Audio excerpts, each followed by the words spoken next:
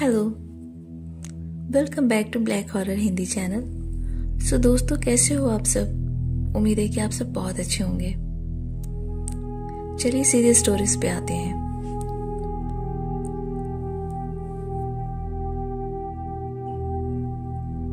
मेरा नाम ल्यूसी है और मैं यूएस के टेक्सास स्टेट से हूँ। मैं एक बड़ी कंपनी में जॉब करती हूँ। मेरी ये कंपनी दूसरे सिटी में भी अपना ब्रांच खोलने वाली थी। क्रिसमस काफी करीब था, सो मैं अपनी फैमिली के साथ कहीं घूमने का प्रोग्राम बनाई थी। बट बॉस ने कहा कि हमारा एक न्यू ऑफिस खुलने वाला है, कुछ दिनों के लिए उस सिटी में जाकर आपको ऑफिस संभालना होगा। मैं ये सुनकर काफी दुखी हुई, बट कंपनी का रूल था और मैं वहां जॉब करती थी, सो मुझे मानना ही था। फैमिली को सब बात बता दी। संडे मॉर्निंग की फ्लाइट थी। मैं फ्लाइट लेकर उस सिटी में चली जाती हूँ। मंडे से काम शुरू कर देती हूँ। जहाँ हमारा ऑफिस था वो सिटी से दूर था और जिस एरिया में था वो काफी शांत था। आसपास में कुछ होटल और हॉस्टल्स बने हुए थे। एक दिन अकेले अपने ऑफिस में कुछ पेपर वर्क्स कर रही थी। काफी लेट हो गया और रात हो चुकी थी। मैं ऑफिस बंद करके सीढ़ियों से स्पीड से नीचे उतरी। फिर जल्दी जाने के चक्कर में मैं एक शॉर्टकट रास्ता ले लेती हूँ और इस शॉर्टकट रास्ते में एक पुराना कब्रिस्तान पड़ता था। मैं जैसे उस कब्रिस्तान को क्रॉस की, मुझे फील हुआ कि मेरे पीछे कोई आ रहा है। मैं पीछे मुड़कर देखी तो वहां कोई नहीं था। दोबारा मुझे फील हुआ कि कोई है। इस बार जब मैं पीछे मुड़ी देखने के लिए तो मैं देखती हूँ कि वहां उस कब्रिस्तान के गेट पे एक शख्स खड़ा है जिसकी हाइट काफी ज्यादा थी और उस शख्स का फेस नजर नहीं आ रहा था, बट उसकी आंखें काफी ज्यादा लाल थी। उस शख्स को देखकर मैं बहुत ज्यादा डर गई और मैं दौड़कर वहां से भागना शुरू कर दी। पता नहीं वो क्या चीज था, जो भी था उसे देखकर मैं बहुत ज्यादा डर गई थी। मैं उस रात सोई नहीं थी। बार बार उस शख्स का फेस मेरे सामने आ जा रहा था। 2 दिन के बाद मैं वहां रहने वाली एक लेडी से मिली जिसे मैं सारी घटना शेयर करती। वो लेडी बताती है कि ये घटना 6-7 और लोगों के साथ हो चुका है। ये रात में कब्रिस्तान के गेट पे ही खड़ा रहता है। कोई अगर उसके पास जाता है तो हवा में ये गायब हो जाता है। वो मिस्टीरियस शख्स कौन है कोई नहीं जानता है। सभी का कहना है कि वो एक भटकती आत्मा है। बट आप जितने दिन यहाँ हो उस शॉर्टकट रास्ते को बिल्कुल भी मत यूज करना। मैं दोबारा उस शॉर्टकट रास्ते को कभी यूज नहीं की। दूसरे दिन मैं तुरंत अपनी सिटी में चली जाती हूँ और इस जॉब को छोड़ देती हूँ।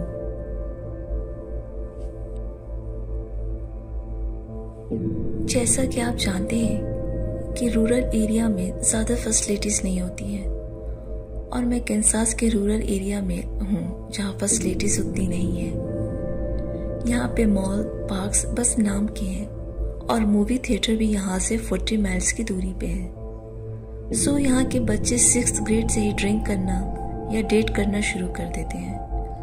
बट मैं ऐसा नहीं था। मैं टाइम को स्पेंड करने के लिए लाइब्रेरी चला जाता था या यहाँ पर मेरे टाउन से 30 मिनट की दूरी पर एक ग्रेवयार्ड है जो रिमोट एरिया में है। इस ग्रेवयार्ड में 18th और 19th सेंचुरी में 10 साल की एज के नीचे के बच्चों को दफनाया जाता था। अब इस सेमेट्री का कोई यूज नहीं होता है। मैं इस ग्रेवयार्ड में जाता था टाइम स्पेंड करने के लिए। दिन के टाइम में ये ग्रेवयार्ड बहुत अच्छा लगता था, बट रात में ये उन बच्चों का प्लेग्राउंड बन जाता था जो बच्चे यहाँ दफन थे। ये बात लास्ट समर की, जब मैं और मेरे फ्रेंड्स 12 बजे रात को इस सिमेट्री को घूमने का प्लान करते हैं। हम लोग हमेशा यहाँ दिन में आए थे, सो रात में आकर यहाँ इस सिमेट्री को घूमने का क्रीपी एक्सपीरियंस करना चाहते थे। हम कार लेकर वहाँ सिमेट्री के पास चले जाते हैं और कार को पार्क करने के बाद हम चारों सिमेट्री के अंदर जाते हैं। दिन में तो एटलीस्ट बर्ड इंसेक्ट्स की आवाज आती है, बट रात में काफी ज्यादा शांति थी। किसी भी इंसेक्ट्स की आवाज नहीं आ रही थी। मैं कार की हेडलाइट को ऑन ही रखता हूँ। हम चारों सेमेट्री में बस इधर उधर घूमते हैं और हेड स्टोन्स को पढ़ते हैं। आधी रात में सेमेट्री में हम लोग घूम रहे थे। इस एक्सपीरियंस को लेकर हम लोगों को बहुत मजा आ रहा था। मैं सेमेट्री के एक कॉर्नर में था, तभी निक मुझे बोलता है कि कार के पीछे शायद कोई है। मैं जब देखता हूँ तो मुझे वहां कोई खड़ा नहीं दिखता है। 2-3 मिनट के बाद फिर निक बोलता है कि वहां कार के पीछे कोई खड़ा है। मैं उसे समझाता हूँ कि वहां कोई नहीं है। हम सब फिर उस सेमेट्री को एक्सप्लोर करने लगते हैं। मैं वहां के ग्राउंड से टूटी लकड़ियां और पत्तों को एक साइड करता हूँ। फिर मुझे किसी बच्चे की हंसने की आवाज आती है। जिधर से ये आवाज आई थी उधर मैं फ्लैशलाइट दिखाता हूँ, बट मुझे वहां कोई बच्चा नजर नहीं आता है। मेरी चारों तरफ बहुत शांति थी। मेरे सारे फ्रेंड्स दूसरे डायरेक्शन में थे। मुझे कुछ सही नहीं लगता है तो मैं कार की तरफ जाता हूँ। निक अभी भी हेड स्टोन्स को देख रहा था। लुइस फेंस पर बैठकर सिमेट्री के पीछे जंगल की तरफ देख रहा था और जो कार में पैसेंजर सीट पे बैठा था। मैं फिर निक के पास चला जाता हूँ। तभी हम सबको म्यूजिक सुनाई देता है। म्यूजिक कहाँ से आ रहा था हम उसे ढूंढते हैं। फिर हम सबको एक कब्र से हल्की सी लाइट निकलती हुई नजर आती है। हम थोड़ा घबराए रहते हैं, फिर भी उस कब्र की तरफ जाते हैं। निक उस कब्र पे फ्लैश लाइट से देखता है। हम सब लाइट के पास जाते हैं तो देखते हैं कि वो एक जैक इन बॉक्स है। व्यूअर्स, जैक इन बॉक्स एक तरह का म्यूजिकल टॉय है जिसके साइड में एक क्रैंक लगा रहता है, जिसे घुमाने से वो उसमें से म्यूजिक प्ले होता है। फिर उसमें से पॉपअप करके कोई डॉल बाहर आता है। पिक में आप देख सकते हैं। वापस स्टोरीज पे आते हैं। उस जैक इन बॉक्स का जो क्रैंक था वो अपने आप गोल गोल घूमने लगता है। फिर उसमें से जिंगल बेल्स वाली म्यूजिक प्ले होती है और वो क्रैंक अचानक से बहुत स्पीड से घूमने लगता है और उसमें से पॉपअप करके एक भयानक डॉल बाहर आती है। ये देखकर हम सब बहुत ज्यादा डर जाते हैं और कार की तरफ भागने लगते हैं। उधर कार की तरफ से जो डरा हुआ दौड़ते हुए हम लोगों की तरफ आता है और पूछता है कि क्या तुम तीनों अभी कार के विंडो पे मार रहे थे। हम तीनों बोलते हैं नहीं। जो बताने लगता है कि वो कार के अंदर लेटा हुआ था, तभी कार के सभी विंडोज पे हाथ से मारने की आवाज आ रही थी। ये सुनकर हम सब अब बहुत डर गए और वहां से किसी तरह निकलकर भागे। घर पे आकर हम सब देखते हैं कि उस कार के सभी विंडोज पे छोटे छोटे बच्चों के हैंडप्रिंट्स थे। उस दिन के बाद हम चारों कभी भी उस सेमेट्री में नहीं गए। रात तो छोड़िए, हम लोग दिन में भी जाना छोड़ दिए थे।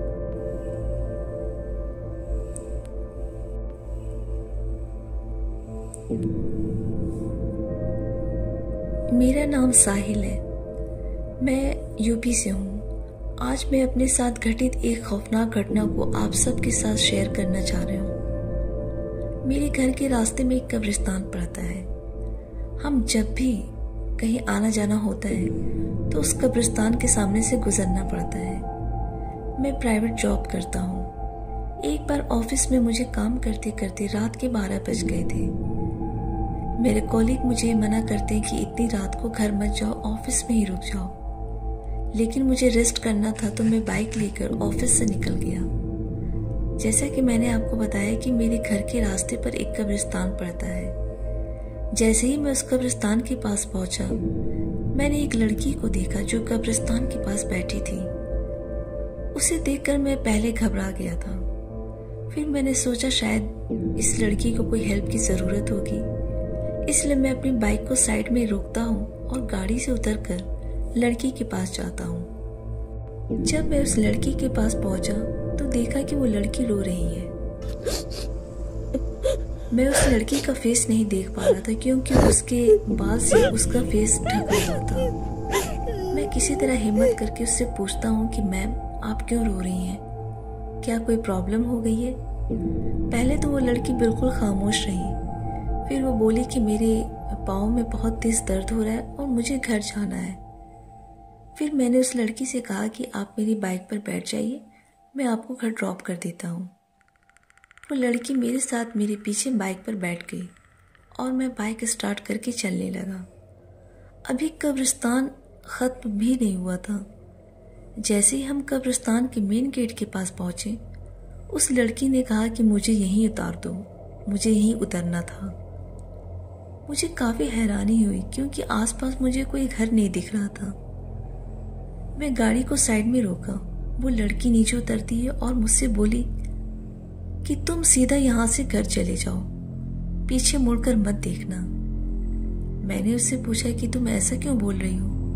तो उस लड़की ने कहा कि ज़्यादा सवाल मत करो, सीधा घर चले जाओ और पीछे मुड़कर मत देखना। ये सुनकर मैं काफ़ी परेशान हो गया था। मैं बाइक लेके थोड़ा सा आगे आ गया। वो क्यों मना की पीछे देखने से, पीछे क्या है, ये सब जानने के लिए, और उस लड़की के मना करने के बाद भी मैं पीछे मुड़कर देखा। मैंने देखा कि वो लड़की मुझे ही देख रही थी। उसके पैरों पर जब नजर पड़ती है तो उसके पैर उल्टे थे और वो सडनली हवा में गायब हो गई। ये देखकर तो मैं बहुत डर गया और मेरी हालत बहुत ख़राब हो गई। मैं किसी तरह बहुत मुश्किल से अपने घर पहुंचा। इस खौफनाक घटना के बाद मेरी तबीयत काफ़ी ख़राब रहने लगी। मैं काफ़ी जगह इलाज कराया। मेरी रिपोर्ट्स भी नॉर्मल आती थी, लेकिन तबीयत में कोई सुधार नहीं आ रहा था। फिर मेरे फादर की जान पहचान की एक बाबा थी। वो मुझे देखने और मुझे देखते ही उस बाबा ने मेरे पेरेंट्स से कहा कि मेरे ऊपर किसी प्रेत आत्मा का साया है और अगर वक्त पर इसका इलाज नहीं किया तो वो आत्मा इसे अपने साथ ले जाएगी। वो बाबा फिर मेरा इलाज करना शुरू किए और धीरे धीरे मेरी तबीयत ठीक होने लगी और उस आत्मा से मेरा पीछा छूट गया। और बाबा मुझे एक ताबीज़ भी दिए पहनने के लिए। बोले कि इसे कभी मत उतारना। मैं उस ताबीज़ को आज भी पहना रहता हूँ। उस रास्ते से मैं जाता ज़रूर हूँ, बट कब्रिस्तान की तरफ बिल्कुल भी नहीं देखता हूँ। अगर मेरी कभी नज़र भी पड़ जाती है तो उस दिन का वो खौफनाक हादसा मेरे सामने आ जाता है।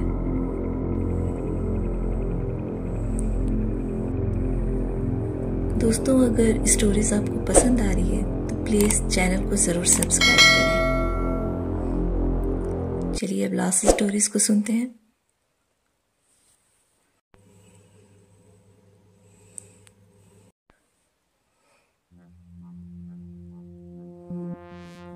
मेरा नाम फिरोज है। मुझे बचपन से ये ब्लैक मैजिक सीखने का बहुत शौक था और मैं हमेशा किसी तांत्रिक या किसी बाबा की तलाश में रहता था कि जो मुझे ब्लैक मैजिक सिखाए, लेकिन मुझे ऐसा कोई मिला नहीं। बंगाल के जादूगरों और जादू के बारे में काफ़ी सुना था मैंने और मुझे ब्लैक मैजिक सीखने का जुनून सवार हो गया। बहुत कोशिशों के बाद मुझे मालूम हुआ कि एक गांव के कब्रिस्तान में ब्लैक मैजिक सिखाया जाता है। मैंने कुछ किताबें भी ली जिसमें काला जादू सीखने की विधि लिखी थी। उन किताबों के साथ मैं उस गांव की तरफ निकल पड़ा जो पहाड़ी इलाके में था। मैं उस गांव से होता हुआ कब्रिस्तान की तरफ जा रहा था। मैंने देखा कि गांव के लोग अपने कामों में बिजी हैं। रात हो गई थी जब मैं उस सुनसान कब्रिस्तान में गया। मैं कब्रिस्तान में इधर उधर देखता हूँ। फिर मैं वहाँ एक कब्र देखी जो खाली था। मैं उस कब्र में जाकर बैठ गया और अपने साथ जो काले जादू की किताब लाया था उसे निकालता हूँ। मैं उस किताब में लिखे हुए सारे मंत्रों को पढ़ते जाता हूँ। अचानक से मुझे चीखने और चिल्लाने की आवाज आने लगी। ऐसा लग रहा था कि जैसे कोई किसी को टॉर्चर कर रहा है। लगातार किसी की रोने की, गिड़गिड़ाने की, फिर किसी के हंसने की आवाज आ रही थी और कभी बुरी तरह से रोने की आवाज आ रही थी। मैंने देखा एक भयानक औरत मुझे लगातार घूरे जा रही है। उसकी आंखों से खून बह रहा था और उसका फेस चांद की रोशनी में भी बहुत भयानक दिख रहा था। ये सब देख कर के मैं बहुत डर गया और मैं वहां से उठकर भागना चाह रहा था।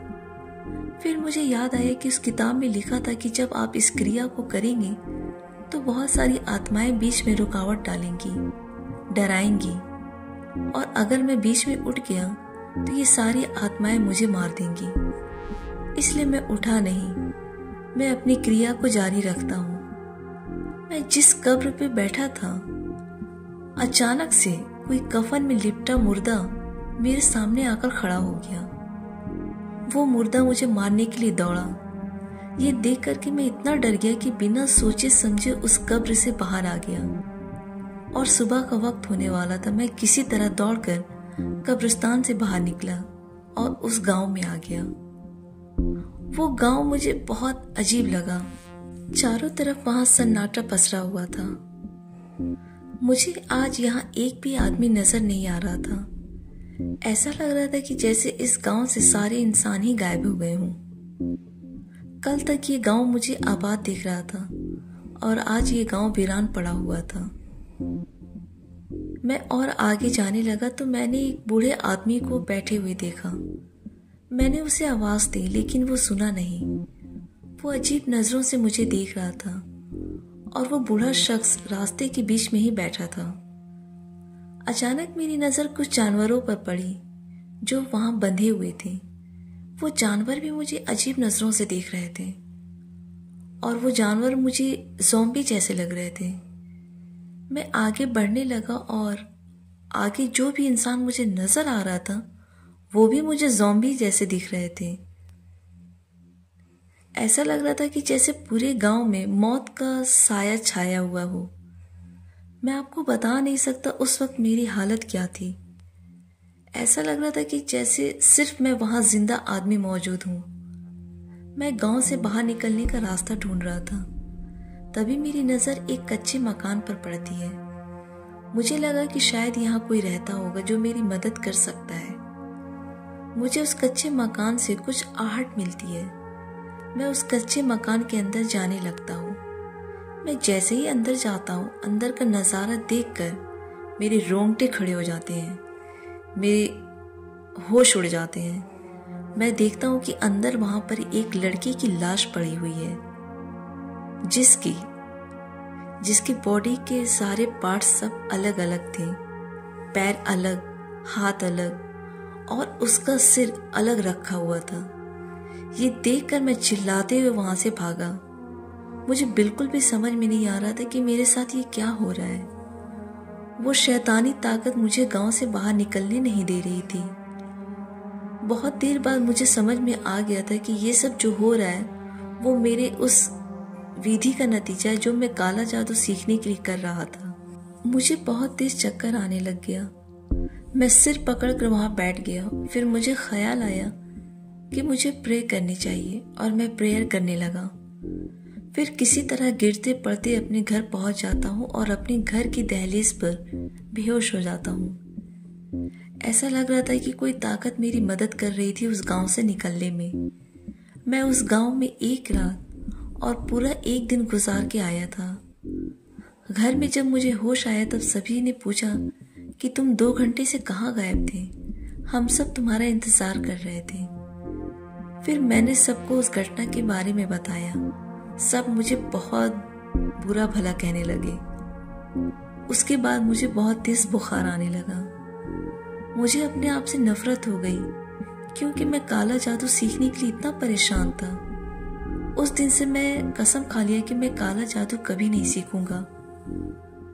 काला जादू सीखने का मेरा जो सारा भूत था वो उतर गया था।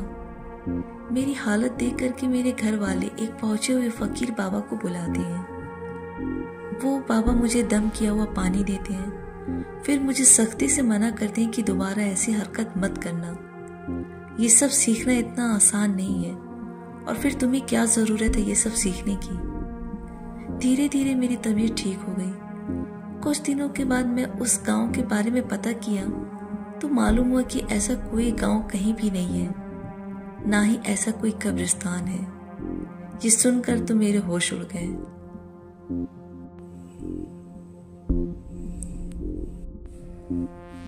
दोस्तों, तो ये थी कब्रिस्तान की रियल खौफनाक कहानियाँ। आज की स्टोरीज और वीडियो अगर आपको ज़रा से भी पसंद आई हो तो प्लीज़ वीडियो को ज़रूर लाइक कीजिएगा और कमेंट भी।